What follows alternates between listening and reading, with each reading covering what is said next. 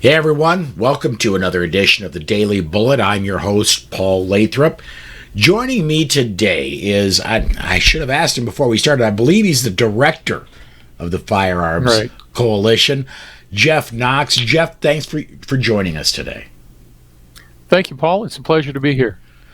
So let's get started with, I like to start with everybody when we do these, a little bit of backstory, and yours is quite unique.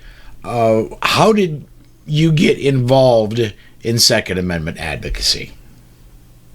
Well, it's a lifelong passion. I grew up as the son of a gun writer.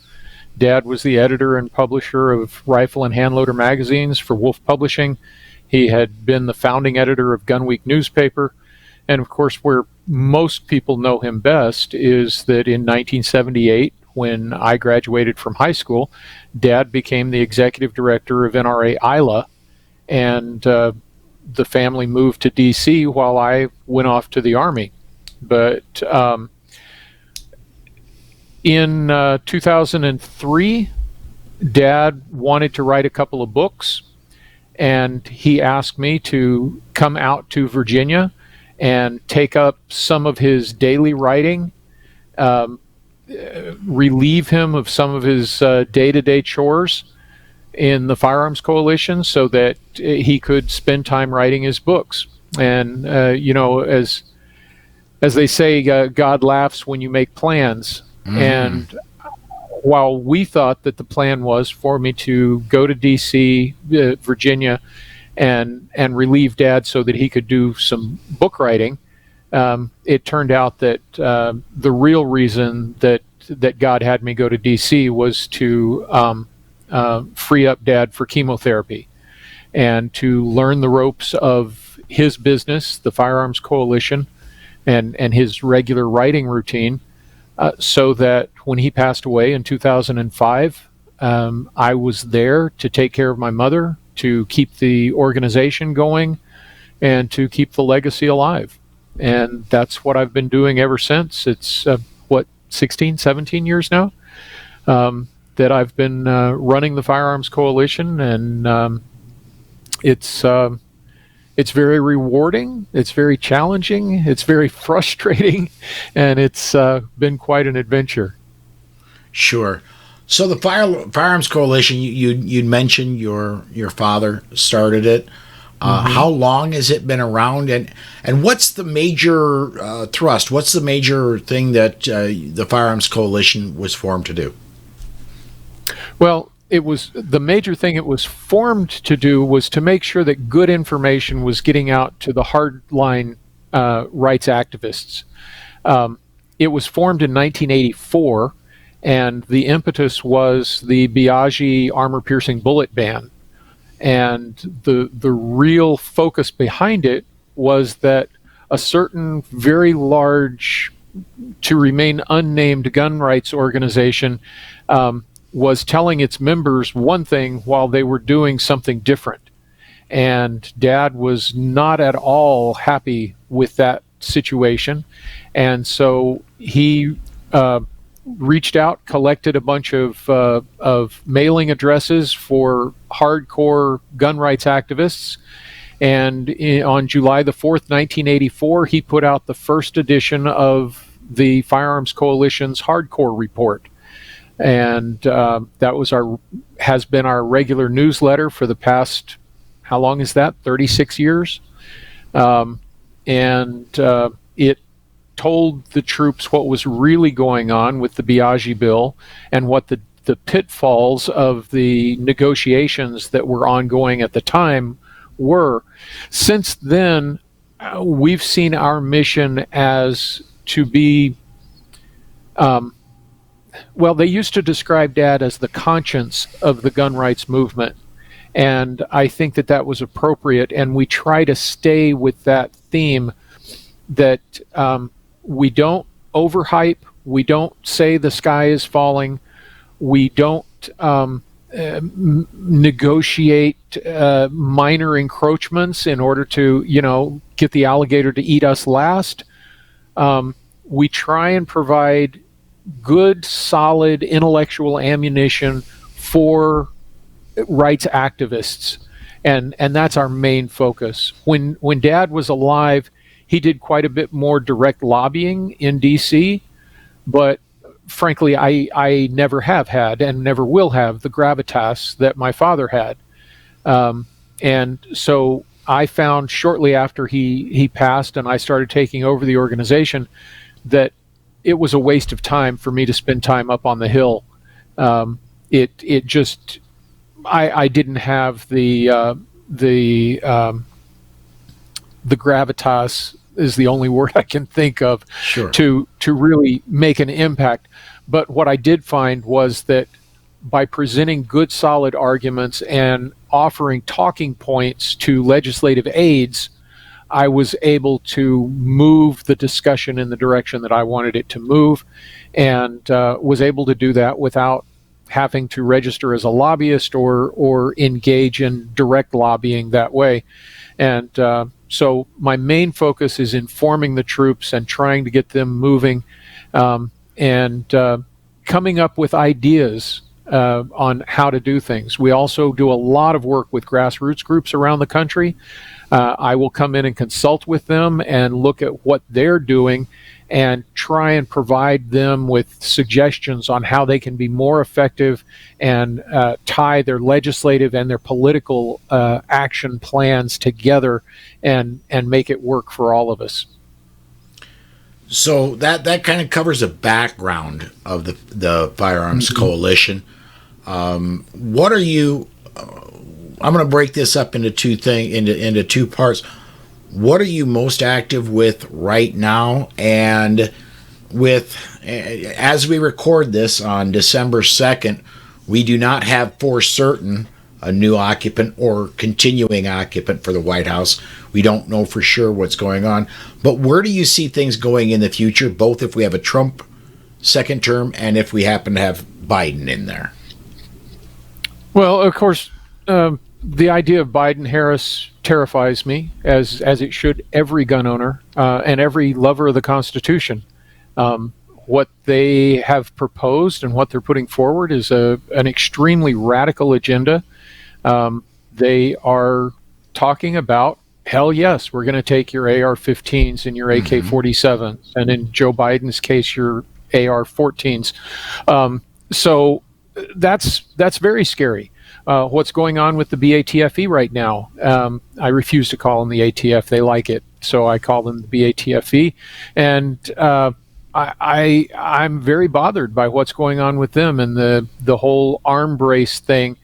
And this all comes back to something that Dad, back in 1979, in testimony to the U.S. Senate, he said it's that BATF is not the problem. BATF is the tool that's being used to exacerbate a problem. The problem is the crappy laws that you guys have written. And he didn't say it exactly that way, but that's what it boils down to.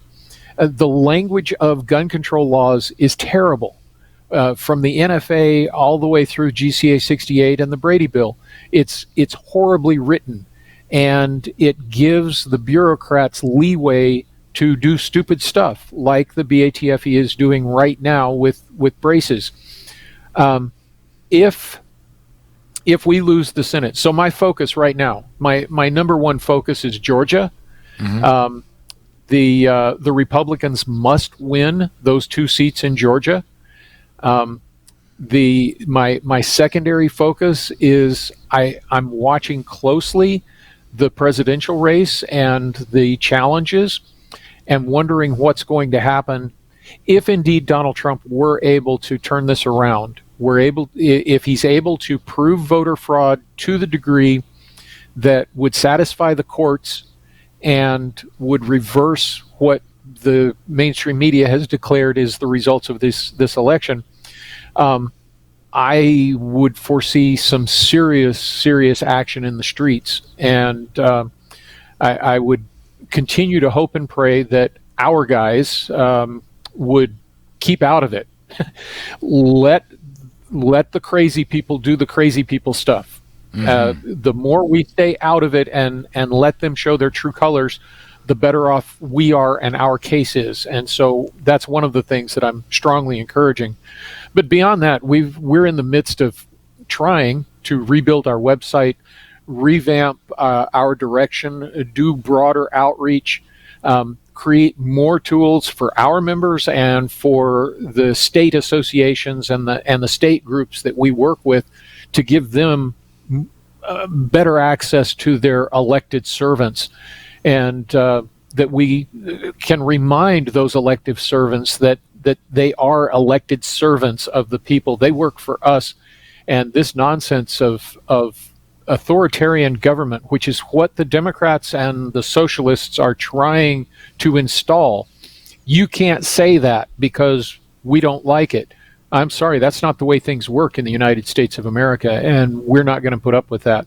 So I'm really focused on these Georgia races. Anybody who's interested in getting involved in that, gosh, I encourage you to get in touch with people in Georgia. Paul Vallone has got a website up that is saveussenate.org, that I think is spectacular, and I love the work that Paul's doing there. I've seriously considered getting on an airplane and going out to Georgia and knocking on doors personally.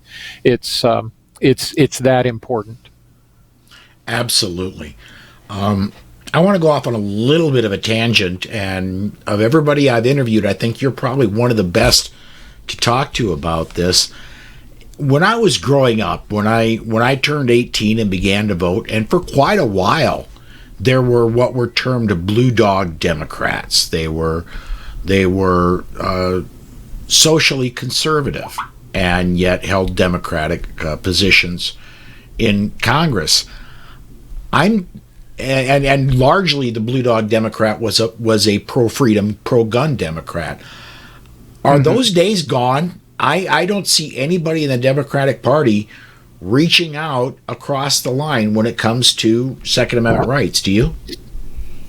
No, not really. There are a couple that claim to have pro-gun positions, pro-rights positions, and but when the rubber hits the road, when the arm twisting starts, they fold.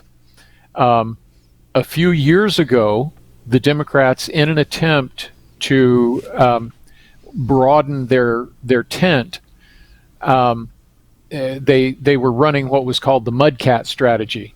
A guy named Mudcat Saunders out of Southern Virginia was moving up in the party. He's a political specialist, and Mudcat's a good old boy and likes his hunting and his cat fishing and whatever.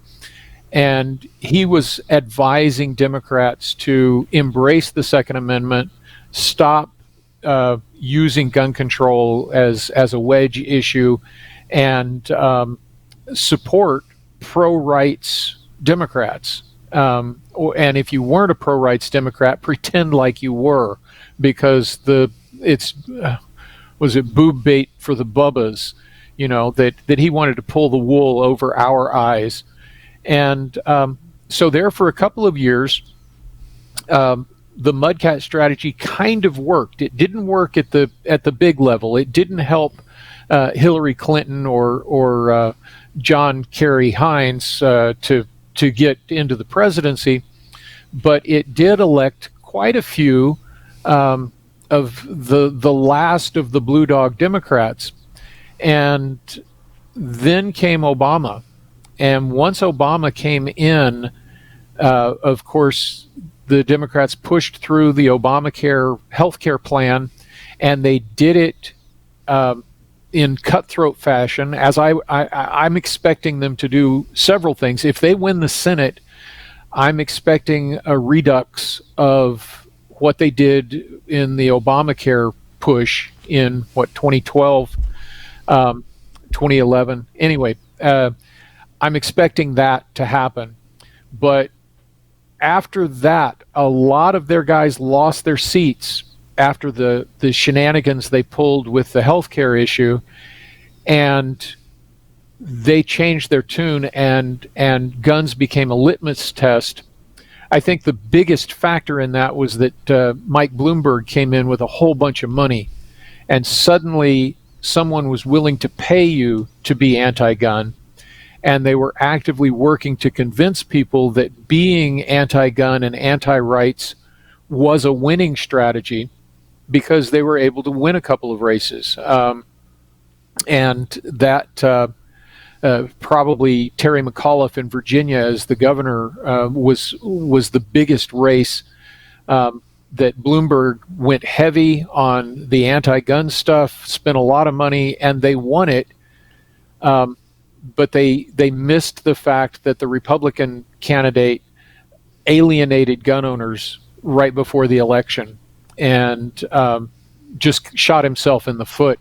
So that's what happened, and the Democrats have made gun control a litmus test, and they have moved 100% solidly in the infringement camp, and you can't be a mainstream Democrat these days without being a radical anti-gun extremist. It's just, they don't allow it. Okay. Well, we're just got a little over a minute left in the time that we have today. If I could, the Firearms Coalition, if somebody's interested, wants to get more information, or if they want to help out, how do they do that? Well, as I say, we're in the midst of a major website overhaul, but firearmscoalition.org, firearmscoalition.org is our main website. You can read my writings at Ammoland, ammoland.com, or at Firearms News. I contribute to both of those on a pretty regular basis, but to get to me directly and to find out what we're doing right now, go to firearmscoalition.org, and we try and keep that updated. We're a little bit out of sequence because we're trying to get things renewed, but firearmscoalition.org is the place to go. Sure. Well, that is all the time we have for today. Jeff, thank you so much for joining us. My pleasure, Paul, anytime. Folks, that's going to wrap this one up. If you would, please subscribe, and when you do, hit the notification bell so you know when we release another video, and we will be doing that tomorrow. Thanks for watching.